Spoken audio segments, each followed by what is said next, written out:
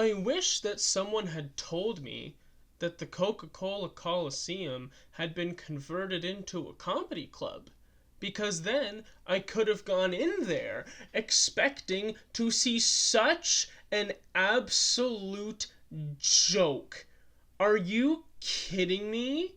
Are you serious? Sceptres lose 4-3 in overtime to the Ottawa Charge in an absolutely dismal, pathetic, laughable performance. And it's funny because it started out so well. They gave us so much hope. It looked like it was going to be smooth sailing for this one. But then they decided that the hockey game's only 30 minutes long. They only need to play half of it against the Ottawa Charge. Allowed 22 shots in the second period last game, Ottawa Charge. Gwyneth Phillips played 2 days ago, and she faced 41 shots. And you have arrested Kirk in that because you started Julie on Sunday. They scored a minute and a bit in when Connors put the puck through the crease, bounced off the post, and Shelby said, I'm pretty sure we were supposed to score there, actually. Rips a beautiful shot, gets a tip from Connors into the back of the net over Phillips' blocker, 1-0, a minute and a half into the game. Perfect, beautiful, exactly how you want to start a game. And they kept the ball rolling. Darryl Watts storming down the wing. Rips a real queen one over Phillips' glove. 2-0 first period. Beauty. Get into the second. Second's being the Sceptres' worst period this season, and not by a little bit. A little under halfway in, Spooner throws a puck out front. Phillips pokes it away. Shelton picks up the loose puck. Rips a real nice shot. Bam! 3-0. Perfect. Exactly where you want to be. And that's it. That's all the hockey they felt like playing. They got a 3-goal lead. They played half a game. We're fine. We're chilling. We're cruising. Nothing to worry about at all. It took 8 seconds for Rebecca Leslie to score on Kirk, and one that Kirk had definitely wanted to have back. It was immediate. It was instant. So it's okay, you're down 3-1. You need to get that goal back.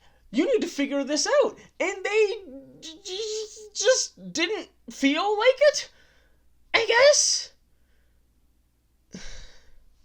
And Toronto's penalty trouble this game, as with last game and the game before, Toronto takes too many penalties, and it's killing them. Because you're finally starting to see the holes in their penalty kill that has been pretty solid so far. And yes, they didn't have Renata Fast again this game. Yes, Allie Monroe got hurt pretty early in the first period, so you didn't have her for the overwhelming majority of the game. She's going to be out for a while, by the way. She fell down, ran to the end boards, looks like she broke her neck. She's going to be out for a bit. And so you're running 5 defenders. Okay, you have 13 forwards. Sure, and your top 2 people, your 2 leadership people, right, in your top minute eater and Renata Fast isn't there. Sure, fine. There's 3 other players on the ice in addition to your defenders. At all times, you have forwards. And Blair Turnbull and Maggie Connors were dragging this team by the back of their jerseys this entire game. Turnbull had a fantastic game. Connors also absolutely wonderful. There's only so much they can do, though. There's only so much they can do. How many minutes are you going to make Turnbull play? And, just the whole second period, then again, Jenner throws one on the power play, on Ottawa's power play in the second period. Jenner throws a puck across the crease, gets in behind Kirk, right onto a Gabby Hughes who just stormed onto the ice. Wham, bam, boom, 3-2. not a spot you want to be in. And Ottawa just kept piling on the shots over and over and over again, minute after minute after minute. Toronto had such a big shot lead of like over 10 shots ahead in the first period. Is suddenly, that lead is getting smaller and smaller and smaller and smaller and smaller, until at one point in the third, Ottawa actually had more shots than them. The game wound up even at 37, but like, you kind of expect that from Ottawa. That's the game they play almost, and yeah, they have the goalie to back it up, and they don't necessarily have the defense. They have LaRocque, who's as good as she is, she's getting up there in age. They lost Zoe Boyd in the offseason. They lost Ashton Bell in the offseason. Like,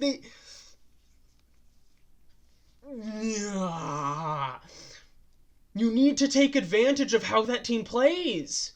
And they just decided to stop playing. Like, did they go to the Pittsburgh Penguins school of blowing leads this year? What happened? Why did they stop? I didn't realize their defensive coordinator was a clothesline. The way that her strategy seems to be leave the goalie out to dry.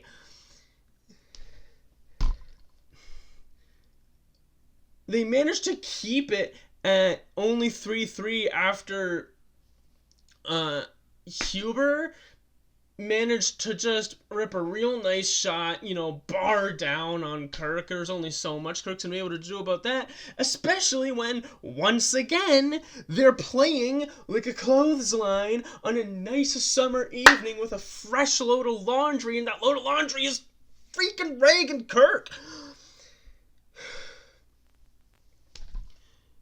And then this game, too, was rough. Ottawa is a rough team. Toronto is able to kind of match the roughness of any team they play. And a lot got let go. A lot got let go. A lot of hits. A lot of roughing. A lot of, borderline trips and hooks. A lot went uncalled this game. And then the last minute of the third period, Gabby Hughes grabs onto Jesse Compher and falls down. And somehow that's a call on Compher. I don't get that. Like, out of everything that's happened to this game, you call that? That's the hill you decide to die on? That's where you're gonna plant your flag? Are you serious? Out of everything else that went on? And then, again, Toronto's penalty kill without two of their really very good defensemen with tired defenders on the ice. Blair Turnbull was on the ice in two separate shifts within a 50-second span in overtime. She started, it went off to Malte for about 20 seconds, and then Turnbull was back on again. And Leslie potted the winner in more or less the same spot that she scored her first goal, right under Kirk's blocker.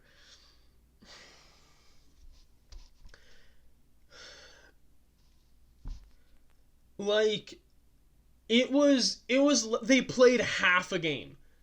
They played 30 minutes of hockey and decided that was enough, and that was adequate, and that was good, and that was fine. And Reagan Kirk already made some 10-bell saves in the first and the second. Like, she bailed him out of a couple of chances already. And they got up to 3 goals and decided that's all we need. I don't know, maybe they were used to only getting one against Montreal both games before they played the Sirens. They barely eked out a win against the New York Sirens. And then they come in against Ottawa, first game back home in a while. And this is the performance they put on. Like, the best defense is a good offense seems to be their strategy. That seems to be their go-to, their motto, their plan for the season. A best defense is a good offense. And that works great until you stop having an offense.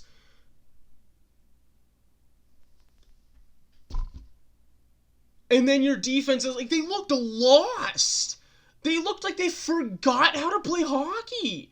Every time they got hemmed into their own zone for the majority of the third period, for a good chunk of the second, like, they looked confused, they looked disoriented, like, what? I'm at a loss because the team was like absolutely killing it in the offensive zone. They were pouring it on. They were keeping the pressure in. Turnbull at one point kept the puck all to herself for like a solid 10 seconds in the offensive zone while everyone else on her line went on a change. Turnbull, if you're looking for leadership, thank God she is the captain of that team. I don't know what they would do without her. She must, I don't know what she was screaming to the people on the bench for the first half of the game. And I don't know what she decided to stop saying in the second half, but everyone was on their horse in the first half, and then it was her and Connors. They were the only ones giving a damn for the last 30 minutes of the game. It was ridiculous.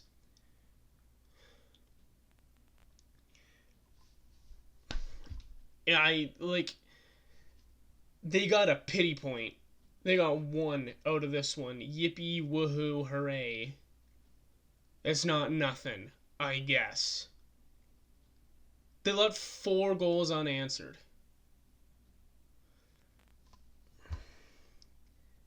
And, like, when you lose to Montreal 2 games in a row, sure, one was in overtime, or a shootout. You got 1 goal in each. You go up against the Sirens. You win in regulation, narrowly, by the skin of your teeth, but you win in regulation. That also required Chuli doing a whole lot of work. And then you come in here, you look like you figured your stuff out, you look like you've learned a lesson, and then you implode.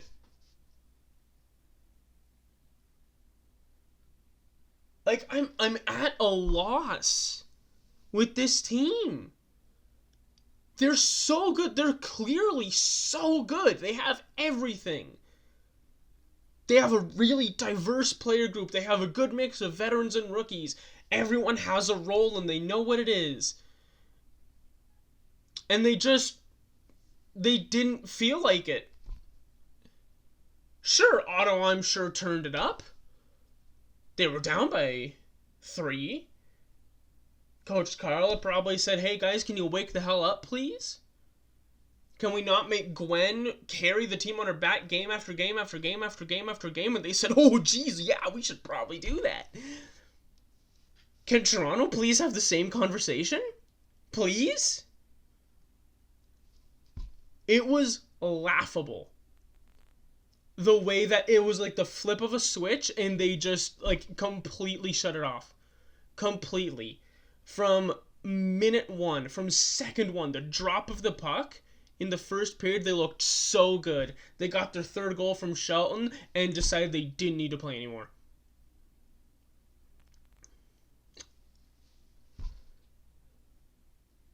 I don't...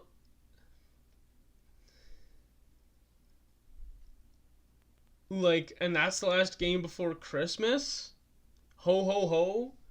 Here's your Christmas present, a pity point?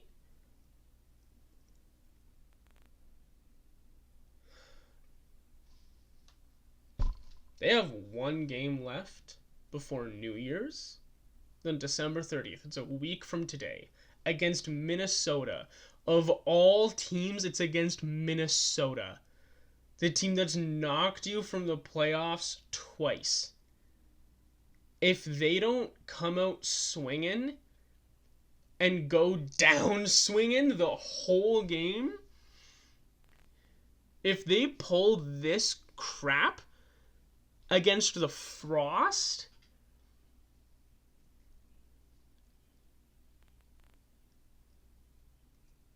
I'm at a loss. It's not acceptable at all from a team who clearly has it. And again, sucks that Monroe is out for most of the game. Sucks that you have to play the game with 5 defenders, which leads to, funky combinations of Shelbeen and Harmon and Shelton Condis. Yeah.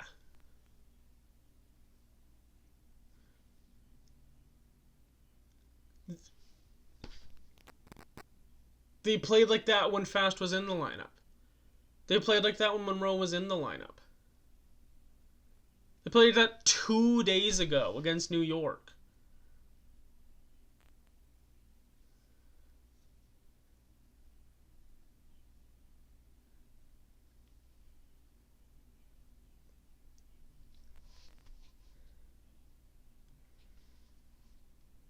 I'm I'm at a loss. I'm at a loss. I think I've said everything I can say. I think I said that's all that needs to be said.